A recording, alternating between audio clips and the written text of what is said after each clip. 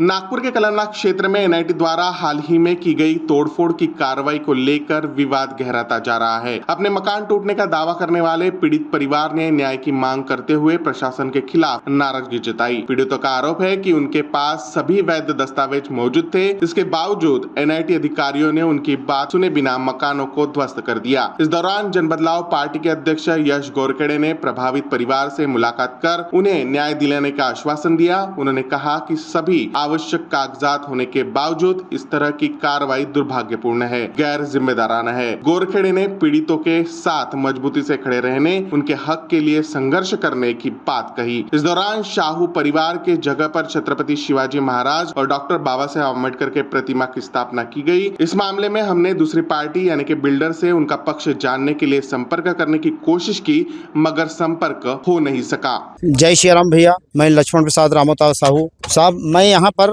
6 साल से रह रहा हूँ निरंतर। 2019 की मेरी रजिस्ट्री है और मैं 91-92 के नक्शे को देख करके ये प्लाट खरीदा था। तब ये जब मैंने प्लाट खरीदा था तब उसकी जो पानधान रोड है मेरे पीछे दिखाई गई, सब वही देख करके मैंने लिया, रजिस्ट्री करवाई और मैं चौथा ओनर हूँ इस प्लाट का मैं चौथा ओनर हूँ। और मैंने एनआईटी का 3000 रुपए भी भरा, कारपोरेशन का टैक्स भी भरा, सब लीगल मैंने अपना प्रोसेस किया और लीगल सब चीज पेपर जमा किए। नागपुर के कलमना क्षेत्र में अत्यंत दुखद, इनह्यूमन, इंसानियत को कलंकित करने वाली घटना यहाँ पे हुई है, जहाँ पे साहू परिवार, मोहाड़ीकर जी, मिश्रा जी, इनके प्लॉट पे जो प्लॉट इन्होंने खरीदा था, जिसकी उन्होंने रजिस्ट्री करी थी, जिसका उनका सेल लीड था, ये जगह पूरी इनकी थी, इनके मालिक की थी, मालिकाना हक की थी। वो जगह एनआईटी, नागपुर जिलाधिकारी, प्रशासन और तहसीलदार और यहाँ पे ये जो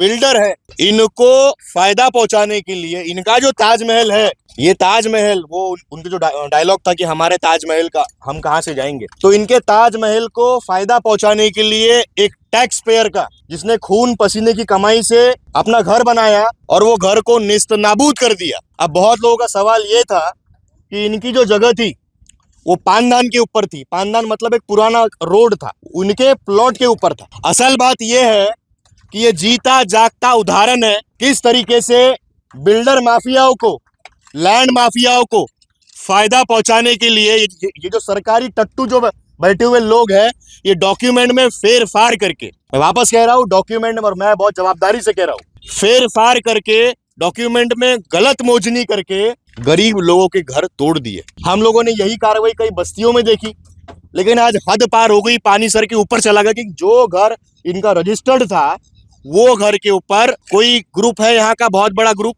उसका भी नाम हम लोग आने वाले 1-2 दिन के अंदर एक्सपोज करेंगे। और उन्होंने इसके पहले जितने काले कांड किए हैं, ये जो काले कारनामे किए हैं, इसके बारे में भी हम लोग मीडिया को बताएंगे। अब मोटी मोटी बात ऐसी है कि ये जो आप अगर ये प्लॉट देख पाएंगे तो ये एक नया जो रोड है, थोड़ा आप साइड दीजिए हल्का सा, ये एक नया रोड 1975 में ना जी, 76 में एक नया रोड बनता है यहाँ पे। ये इस जगह पे ये जो अगर आप बाउंड्री वॉल देख सकते होंगे, इसके अंदर एक पुराना वाला पानदान था जिसके डॉक्यूमेंट्स हमारे पास हैं। डॉक्यूमेंट आपको भी हम लोगों ने दे दिए हैं, मीडिया वालों को। ये पानदान की जगह थी, सरकार को लगा कि नहीं, यहाँ पे हम लोगों ने रोड नहीं बनाना चाहिए, तो सरकार ने एक नया रोड 1976 में वहां पे बनाया। तो ये जो पूरा एक लेआउट था, ये लेआउट कट गया, और लेआउट कटने की वजह से रोड वहां पे बनता है। और यहाँ पे हम जिस जमीन पे खड़े हैं, ये यहाँ पे 4 प्लॉट थे, हम जिस जमीन पे खड़े हैं यहाँ पे 4 प्लॉट थे। अब मजे की बात ये है, वो जो जगह है, वो जगह उन्होंने घेर ली। जो पानदान था, जो एक्चुअल जो रोड था, वो वहां था। वो रोड को घेर के इन्होंने सिटी सर्वे डिपार्टमेंट, तहसीलदार, इनके साथ मिलके 60 गांठ करके मोजनी को दिखाया गया पानदान यहाँ पे। अब मेरा सवाल ये है कि पानदान गया तो गया कहाँ पे? आसमान निकल गया, जमीन खा गई, कौन निकला है? 58/2 ही मतलब वहां से गायब कर दिया। ये पूरा का पूरा जो है, ये एक षड्यंत्र है गरीब लोगों को परेशान करने का। आप सोचिए कि अगर इतना ही दम है ये सरकार में, तो बड़ी बड़ी बिल्डिंग के ऊपर कार्रवाई क्यों नहीं करते? अगर आप थोड़ा सा अगर साइड देंगे तो यहाँ पे अगर ये पानदान है, तो ये जितने जो यहाँ पे जो लॉन बने हुए हैं कामठी तक, इसके ऊपर कार्रवाई क्यों नहीं हुई? इसके पीछे में जितने प्लॉट है, अगर इनके डॉक्यूमेंट के हिसाब से, सरकारी डॉक्यूमेंट के हिसाब से जो भी नए 2024 और 25 में बने हैं, इनके हिसाब से अगर देखा जाए तो ये पूरे लॉन्स यहाँ से टूटने चाहिए थे। लेकिन ऐसा हुआ क्या? नहीं हुआ। क्यों ऐसा नहीं हुआ?